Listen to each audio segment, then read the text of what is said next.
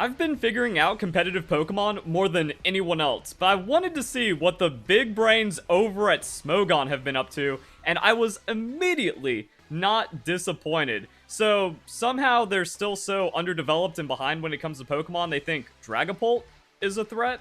So has anyone considered Wigglytuff as an anti-Dragapult Pokemon?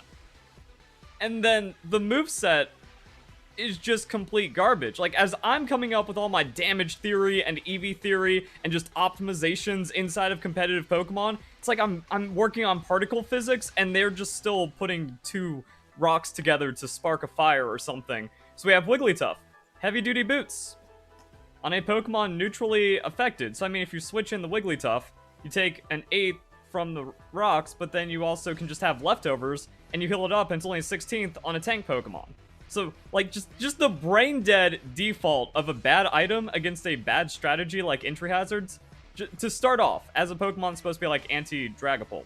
Ability Frisk, I guess so you can scout, like, what it is. That's not terrible. Tera-type Water, and then putting hit point investment into a Wigglytuff. These kids actually do not understand how Pokemon works and do not have the basic comprehension skills to understand how math works. It's actually impressive. This is what I mean by immediately not being disappointed. Like, these stats are just completely wasted on a Pokemon that has such a difference between hit points and defenses, but I've cracked EV theory back in, like, Generation 6 or something. Bro, June 1st, 2014, I hadn't even been making Pokemon content for a year at this point, because I started October 2013 with Pokemon X and Y, and I was already on the efficient EV training. So this is also crazy, because a reason, or like why Dragapult is supposed to be scary, is because it's mixed, and it's hard to predict that 120 base power, or like base stat, or that 100 base stat. Ooh, too strong. And they even say, like, this counters pretty much every set except from Banded Psychic Fangs. This is what they're scared of. They're scared of Banded Psychic Fangs Dragapult. And their response to it is putting hit points on a Wigglytuff. If you're actually worried about the mixed capabilities of a Dragapult, you need to go max defense, max special defense. I don't think the special attack does anything. Maybe the 1 hit points kind of does something with like 0.3% durability. What's Wigglytuff's speed? 45. Yeah, okay. So actually you're supposed to go 4 hit points, 2v2, 2v2 in your defenses. And yeah, that's how it plays out. So this just doesn't make any sense. Set like this works quite well on fatter teams, even stall in niche cases, kind of special, Alomomola. And that's like another thing, like, why the heavy duty boots if you have Wish Protect? Like, that's even extra nasty with the leftovers, and you can do some, like, switch in, Wish, Thunder Wave if you're not, like, KO threatened, and then you can just, like, Wish, and then switch out, and then do some, like, Wish healing or something.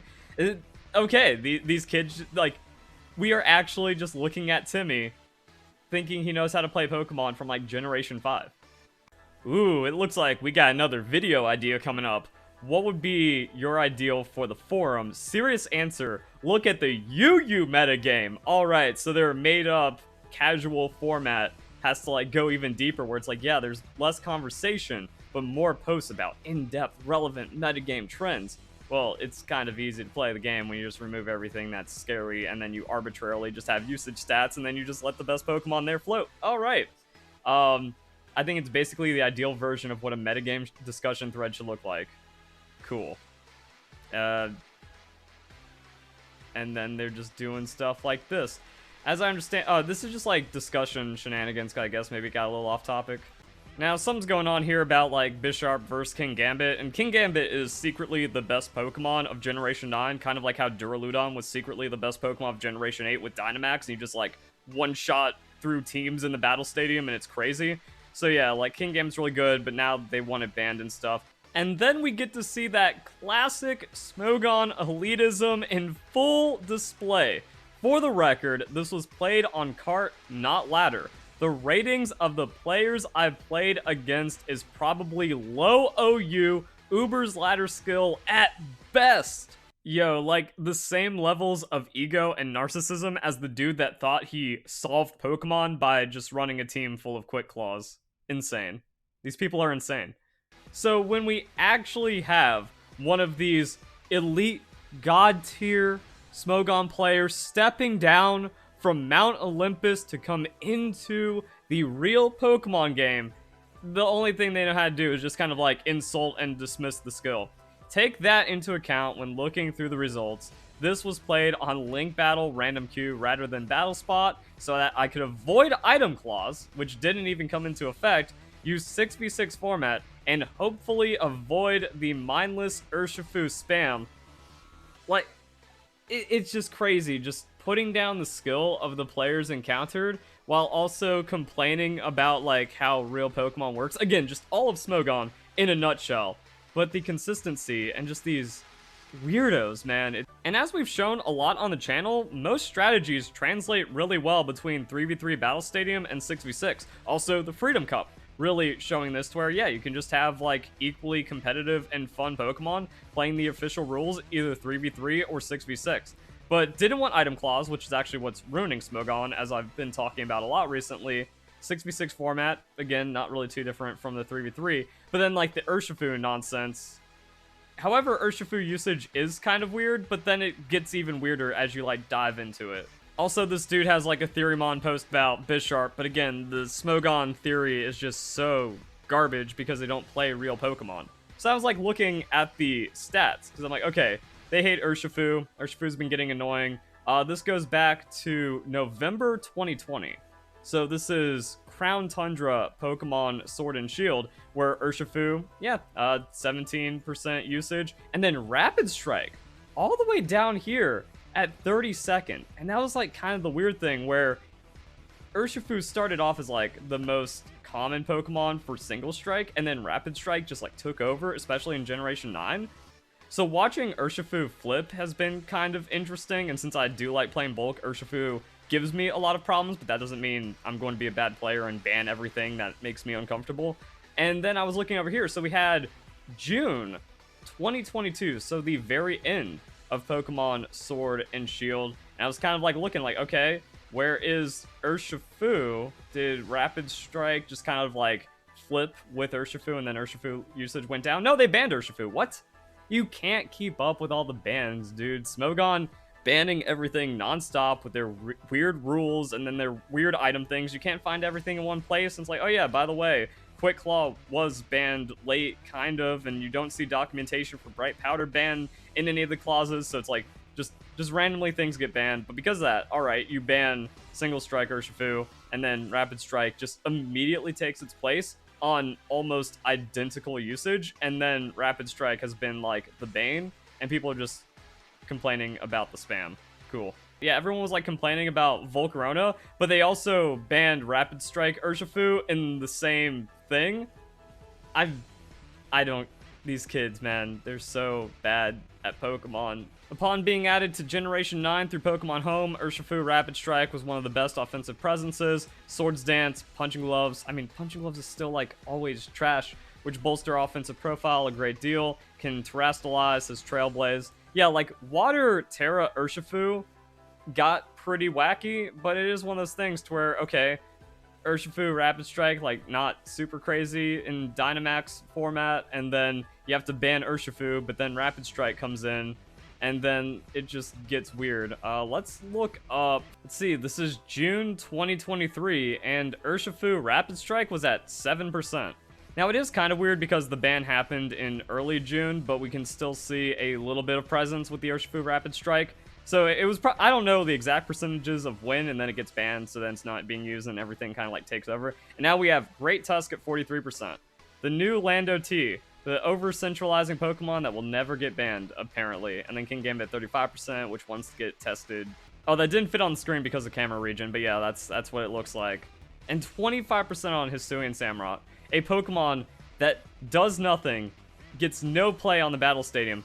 25% because of entry hazards, even though entry hazards are garbage. Insane.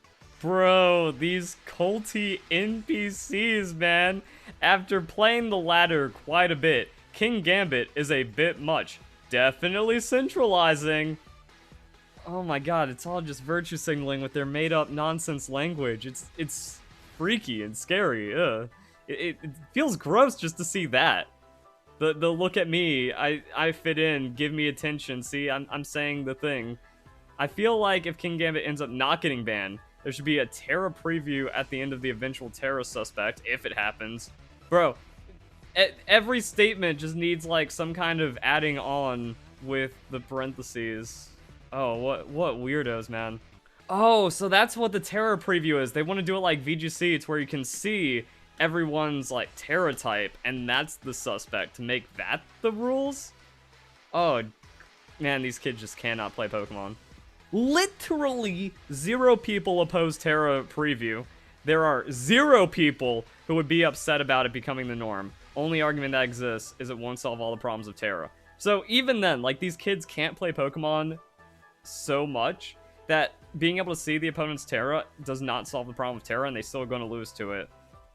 Wow, they really just want 6 viable Pokemon and handshaking every battle. And then they're in a bubble. They're in a cult. Blind Tera is a concept that only exists on Smogon at this point. They don't even know how the official game plays. They've never actually played Pokemon a day in their life. That's actually wild. But at least there's some people, you know, this is false. Official in-game ladders do not have Tera reveal and preview. Okay, now I can see why people were talking about weird discussion things happening in the forum. It's just like all garbage and nonsense and derailing and arguments and no actual strategy of Pokemon, which could also explain why they're like a decade behind in Pokemon strategy. So this is complaining about the prerequisites for voting, which don't really exist anymore because it's all just council decisions. So this should, like, it's Tera players versus anti-Tera players, and it's just super weird. This should not be about majority of anti-Tera players. We need to make the process more difficult. So the voting requirements need to be more difficult so people invested in the tier come together and review an aspect that harms their tier. So if I'm reading this right, you want the vote to be limited such that people who agree with your opinion are the ones that can vote, even if it doesn't sound that way. People invest in tier, remove an aspect that harms the tier, sounds an awful lot like you're trying to make a choice for them. So yeah, just kind of like, oh, only people that want the thing banned will get the requirements, and they'll go like psychotic for the requirements versus the people that won't, or whatever opinion I want and whatever ban I want. Sounds like you want to limit voters to people who have absurdly high ladder or have tournament success. I mean, that's always been Smogon, though. It's always been about the elitism, and that's why the council has been making all the decisions, because the plebs, even, you know, 1800 ELO or whatever, can't even be trusted. Bro, 90% of Smogon players get summarized in this post. Right. So in the pits of recent depression, what's with this virtue signaling, dude? It's like when you go on Twitter and just see the craziest of bios. The broadcasting of things like OCD and depression have no value to people that actually function inside of society, and just kind of seems like preempting excuses and why they underperform in society. But alright, so this person's just like, yep, I've been depressed and I thought I'd get a hit of dopamine by playing Pokemon. Nothing too heavy, build some mindless offense. Good luck, have fun. Catastrophic mistake. Yes, because if you want to feel better, what you absolutely need to do is play Pokemon, especially Smogon. That's like, yeah, man, I need to turn my mood around. Let's go queue up some League of Legends solo queue. But this is what I mean in that it summarizes all of these Smogon players. They're unwell, and they just want to be coddled and have fun playing Pokemon, which is a serious competitive game that is not fun most of the time. This meta is a mess. Therefore it must be changed so I can be happy because my depression is so important. Didn't think tier could get worse with the advent of home, yet here we are. And it's also just like the weirdest mid-witting grammar. But okay, I'm not joking when I say Mage Send G8 was better than this. Gonna outline the issues. Too many threats! Because enough threats haven't been banned. Gotta keep banning. Gotta keep putting down the threats. Fundamental imbalance between offensive tools and defensive means of handling them. A lot of Pokemon are unfun to account for or play around. So yep, game's unfun. And all that, but the problem is, like, they've banned so many things that the game has become impossible to stabilize. So you just gotta keep chopping down from the top. In no particular order. Iron Valiant's too strong. Baxcalibur, too strong. Holt, Golden Go, Dragonite, Kingambit. Bro, like, you just have to, like, look at what these kids are struggling against, and you can just tell, like, they're bad at Pokemon. And instead of like dealing with their own insecurities or trying to improve, much like everyone online, they just cry about it until the problem goes away. Everything else in the meta is secondary to these Pokemon, in my view, either supporting them or insufficiently providing countermeasures. Impossible to build consistent teams. Now, I've already said this, like, about Generation 9, and even before Generation 9 came out, that this is going to be the hardest generation to win in, and my goodness, is it ugly. But that also, like, kind of has this weird balancing effect where people can just steal wins off of Tera. So it makes it to where, like, if you want to be like the unstoppable, uncounterable person you thought you were back in like Generation 5, Generation 4, where it was kind of possible, that just does not happen in modern Pokemon, and it gets harder every time. So yeah, you just have more like RNG of losing in Team Select. Okay, that's always been Pokemon. But again, these people, they like need these wins to add value to the valueless lives they have, and then that's why they need to be handheld through this entire format. And then we can see Tera again. That's all that OU has devolved into. It's Monoclaw, which was nonsense we already talked about. That's kind of only interesting discussion that came up. Freedom Cup, which just kind of proved that Battle Stadium 6v6 is better than Smogon OU. You kind of can't give that up or else you lose all of Smogon, but that's how it should have been from the beginning. However, Smogon has been completely unnecessary since Generation 6 minimum. So these kids just can't cope and let it go. And now, like, the whole thing is just devolving into crying about Tera until it goes away. Hazards! Who will win? Billion Spikers or Tusk Cinderace? Once again, huge mismatch in terms of setting versus removal. No one wants to play anti-setup. Japanese players, they're already on top of it. Like, again, Smogon players are just a decade behind, and it's making the game harder and harder to play as everything gets more advanced and complicated.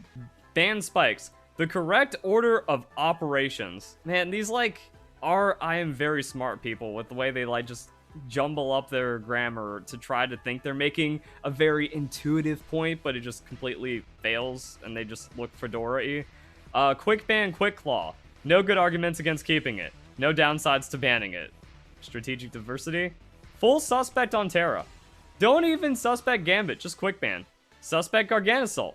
Suspect the Ghost, Golden Go, and I guess they're also meaning Polt and stuff. Suspect both of the fairies, and Namorous probably should go. Oh my god, this kid just wants it all gone. Yo, it might actually happen though. You know, if people are really pressed about Quick Claw, wouldn't it be far easier just to implement item claws? Not only would only one Pokemon be able to run Quick Claw, but most likely Galarian Slowbro, which would also curb power creep by a lot. Can only have one heavy duty boots, one booster energy, because yeah, people are also like upset about booster energy spam. And because the Smogon rule set, this is a revelation that has been made throughout Generation 9 that I've been like getting more and more on with my Smogon videos, is that the biggest reason why Smogon fails is because there's no item clause, when the entire game has been balanced around item clause by the developers. Yeah, it feels like you really need to ban all of the top Paradox Pokemon if you can just spam multiple booster energies and have all these like multiple setup things around it. There wouldn't be this hellbent curve towards heavy offense, and that's like another complaint that's been going on with Smogon, is just like the overly offensive things we're seeing. But again, Battle Stadium single schizophrenic Japanese anti-setup players have proven that's not the case. Yeah, item clause does seem like the best way to solve the Quick Claw issue, has official precedent. I mean, official precedent has never had any weight in any Smogon decision ever, which is why the format is so terrible. But one of the things, like, can they let it go? Can they let go of their special little elitist rule set? We know better than Game Freak, to actually just be like, you know what? We've actually been wrong for at least the last decade, and we probably should have just added item clause and make it to where you can't spam items because I was creating too many problems in the metagame. The problem is, if you introduce an item clause into Smogon, you give Verlisify the biggest Verlisify always right ever. And I don't know if these kids can cope with that. Like, again, the Freedom Cup just proved me right on everything, and now if you just kind of like shift closer to 6v6 Battle Stadium singles and you actually get a better metagame, Verlisify's right. I wish item clause did exist. Dude, why do these kids hate me? What's with all the Smogon hate? It is just NPCs that only know how to hate and be toxic, and they can't see any kind of other view or apply like game comprehension and common sense into any of their arguments or their discussion or anything like that.